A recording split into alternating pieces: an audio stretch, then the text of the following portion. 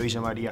Vamos a charlar, vamos a meternos a dialogar con el profesor Pablo Hueve, quien ya está en línea. Vamos a hablar de política internacional y obviamente de lo que está pasando con Israel, el tema Irán y la Argentina, y sobre todo la posición también de Argentina. Pablo, ¿cómo andás? Matías te saluda, ¿todo bien?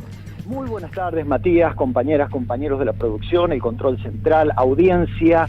Es un gusto estar en comunicación con ustedes. Bueno, el gusto es nuestro. Pablo, ¿podés analizarnos lo que está pasando? Primero vamos a Medio Oriente, porque, bueno, Irán ha ingresado a una guerra, ¿podemos llamarlo así? Irán ha respondido a una serie de ataques que Israel venía llevando adelante en contra de soldados y generales iraníes en territorio sirio. Hay un diario español, La Vanguardia, que ha titulado en un editorial "El fin de la paciencia prudente".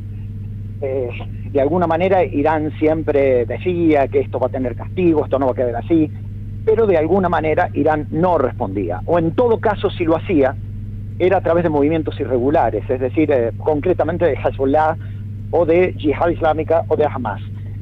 Pero jamás pensamos, sinceramente, inclusive con mis compañeros de asignatura en la Universidad de Villa María, que desde el territorio iraní fuera a haber una respuesta. La cuestión es que el 1 de abril creo que Israel lleva adelante un ataque en contra del consulado iraní en Damasco, donde mata a 8 militares de alta jerarquía de grupos de élite iraníes, y acá ya hay una cuestión hasta de consumo interno de Irán, la necesidad de que esto que aparece internamente como una humillación internacional no quede impune.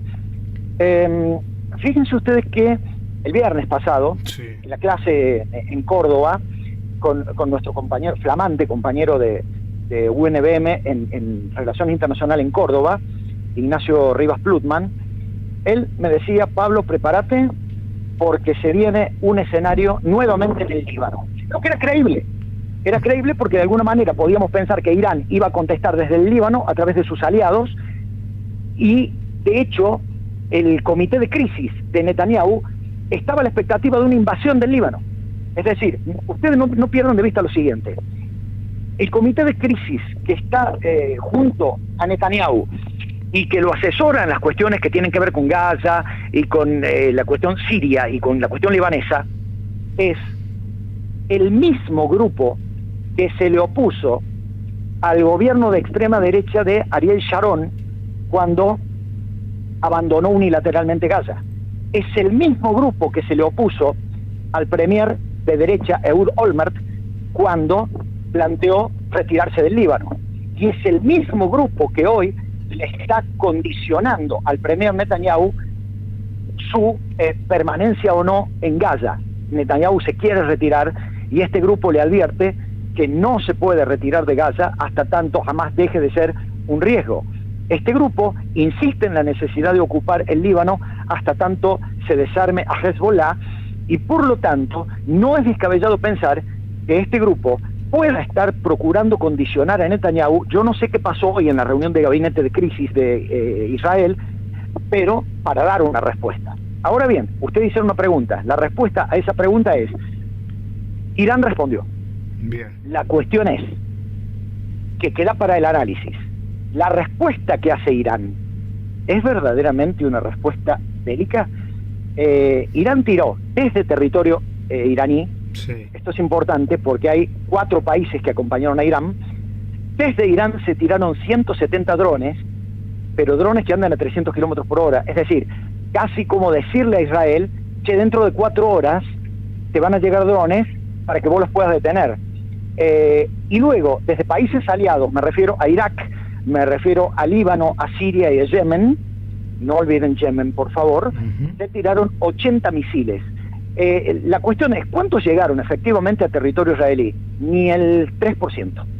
Es decir, funcionó el domo de hierro, que es la cúpula de hierro, que es este sistema de defensa israelí, pero también los aviones de Estados Unidos, del Reino Unido y Jordania salieron a defender a Israel y evitaron que los misiles y los drones llegaran al territorio israelí.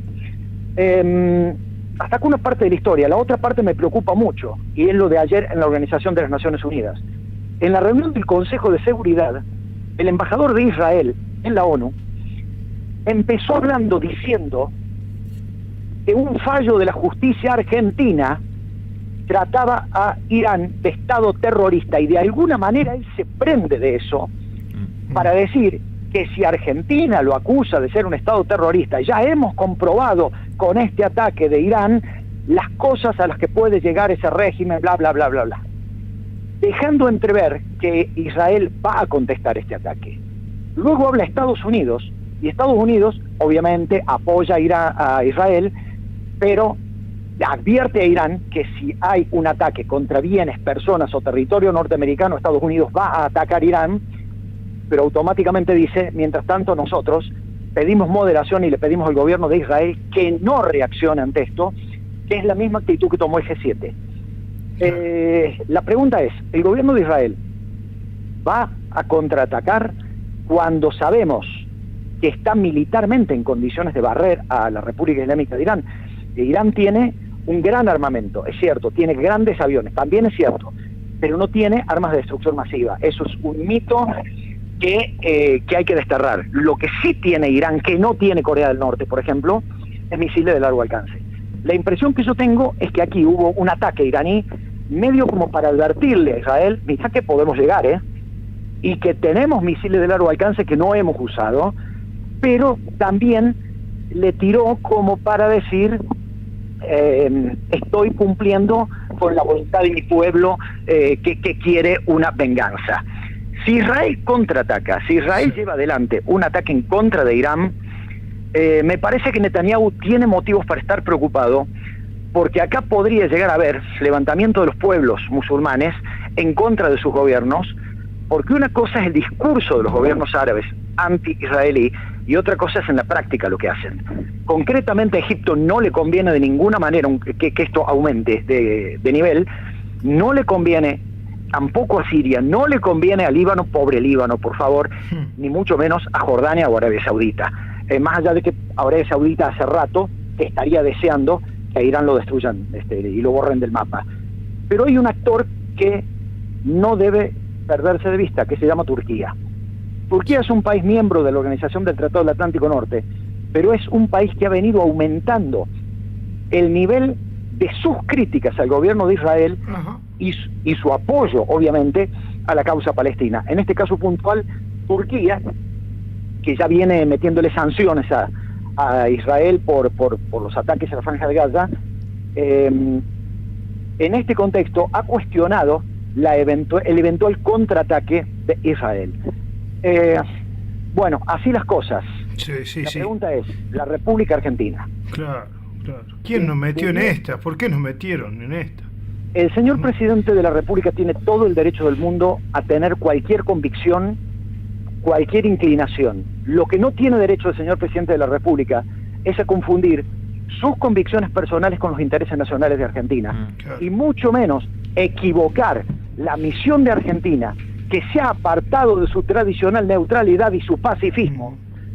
Porque estoy de acuerdo en que hay que condenar la violencia, estoy de acuerdo con que hay que denunciar la agresión de un país hacia otro país, pero acá nos hemos pasado al otro bando, que es, nos pusimos del lado de uno de los beligerantes, es decir, hemos tomado partido y hemos además puesto a la República Argentina en un contexto internacional delicado. Yo no quiero asustar a la audiencia, no vamos a decir que se viene una tercera guerra, porque ni China ni Rusia van a salir a apoyar una aventura militar de Irán, y no les conviene, pero mi pregunta, que es la que hoy hice en todos los medios, ¿estamos mejor en cuanto a seguridad interna que en el 92 y en el 94? No. ¿Tenemos mejores servicios de inteligencia que en el 92 y en el 94? No. ¿Las fronteras son más seguras que en el 92 o en el 94? No. ¿La Policía Federal tiene mayor capacidad de detectar movimientos terroristas dentro del país o en las fronteras y eventualmente intervenirlos y desactivarlos? No. Poder Judicial tiene en este momento la posibilidad y la capacidad de juzgar y de investigar y de esclarecer actos terroristas? No. Entonces, como decimos los que nos gusta el fútbol, si queremos jugar en primera, tenemos que tener un plantel para jugar en primera. Carlos Menem cometió el error de confundir sus intereses e inclinaciones personales con los intereses nacionales de Argentina.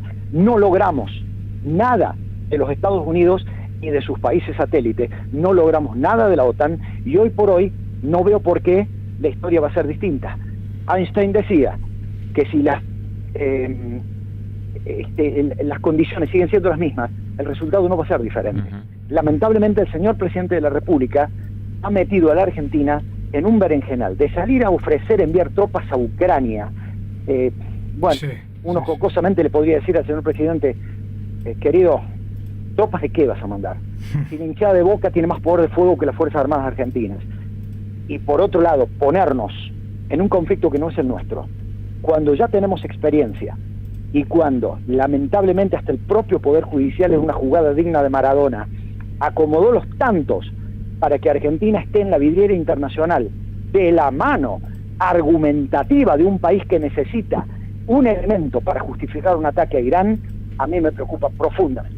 Sí, además también el nivel de nuestro presidente, por momentos rozando hasta lo payasesco, tratando de ser más judío que cualquier judío, ¿no? Y hasta poniéndose la equipa de una manera realmente lamentable y triste, hasta por momento, el personaje que trata de protagonizar, que ni siquiera llega a serlo.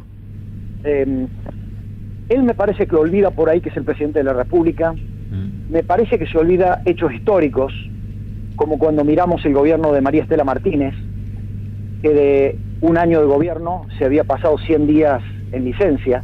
Bueno, acaban 100 días de gobierno y se ha pasado 25 viajando. El señor presidente tiene que abrir un poquito los ojos. Está estrujando a la sociedad argentina, y no solamente la está estrujando, sino que además nos pone en un innecesario riesgo internacional.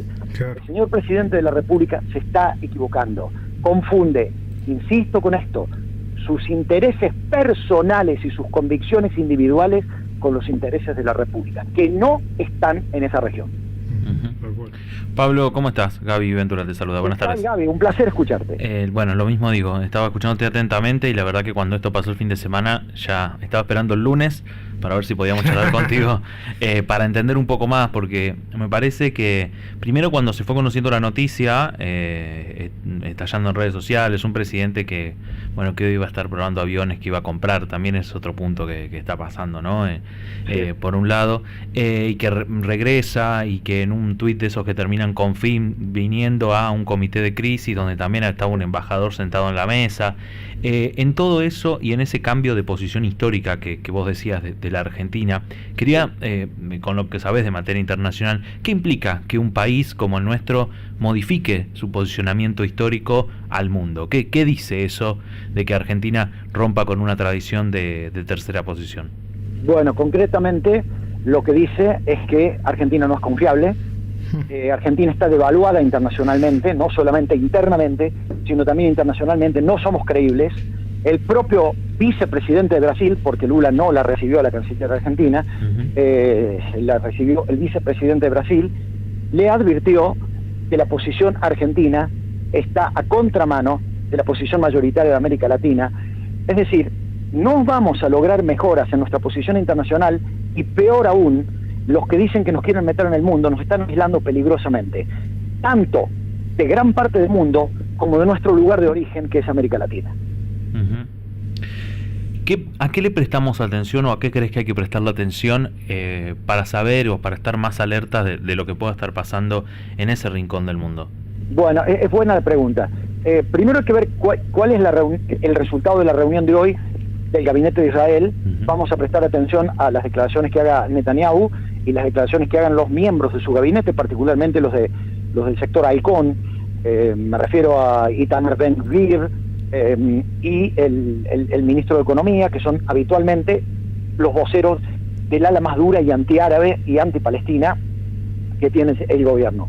Lo segundo, las advertencias de los Estados Unidos de América. Miren, recién estaba en un canal, en el canal 13 de Río Cuarto, y tuvimos una comunicación con gente de Israel, argentinos que están viviendo en Israel y que hicieron una muy fuerte crítica al gobierno de Biden, porque dicen en Biden Israel no puede confiar, y de hecho Biden es probablemente el presidente que con mayor dureza ha tratado al gobierno de Israel. De hecho, yo les diría que es el primer presidente desde 1948 que vota en contra de Israel en el Consejo de Seguridad de la ONU, lo que es toda una señal. Ahora bien, falta relativamente poco para las elecciones presidenciales de Estados Unidos, donde presumiblemente Estados Unidos se va a jugar un cambio o continuidad en la política exterior. Donald Trump acaba de decir, irracionalmente, como suele manifestarse en política internacional, que si él hubiera sido presidente esto no habría pasado. Pero ¿qué es lo que él habría hecho? ¿Habría atacado a Irán primero? ¿Es que esos son los intereses también norteamericanos? No, no lo son. No lo son. Por lo tanto, si ustedes quieren tips, primero, ver la posición de Estados Unidos. Segundo, ver qué declara Netanyahu. Tercero, cuidado con Turquía y ver las declaraciones que haga Turquía. Y cuarto, no nos olvidemos de algo, porque yo comenté que algunos de los misiles fueron tirados desde Irak. ¿Cómo? No es que Estados Unidos invadió Irak en 2003 en nombre de la democracia, en nombre de gobiernos prooccidentales. Y claro, cuando se invadió Irak y cuando se cambió la constitución y cuando hubo elecciones, una persona, un voto, obviamente le entregaron el gobierno de Irak a los sectores chiitas pro-iraníes, y hoy Irak ha dejado de ser un país moderado para pasar a ser un país fuertemente aliado de quienes sostienen la necesidad de dar algún tipo de reprimenda a Israel por su trato a los palestinos. Cuidado con estas cosas, inclusive la guerra no declarada que se está dando entre Irán y Arabia Saudita en Yemen, donde ese movimiento llamado Houthi, que en realidad son fatimíes, son musulmanes fatimíes, que siguen dentro de los chiitas, siguen a Fátima, la hija de Ali, que fue el fundador del movimiento chiita, y que están con un armamento en condiciones de llegar hasta la ciudad portuaria de Eilat en Israel, y que atacan buques, inclusive norteamericanos y británicos, en el Mar Rojo. Es decir, acá hay una ensalada con muchos ingredientes, y yo espero que los cocineros de esta ensalada, los que la están preparando, dejen de meterle determinada cantidad de picante, porque ni ellos mismos saben para dónde puede llegar a salir el resultado. Exacto. Pablo, antes de cerrar, también pasó el fin de semana, y ya que estamos hablando de política internacional, del presidente de la nación, ¿qué análisis haces del encuentro con Elon Musk?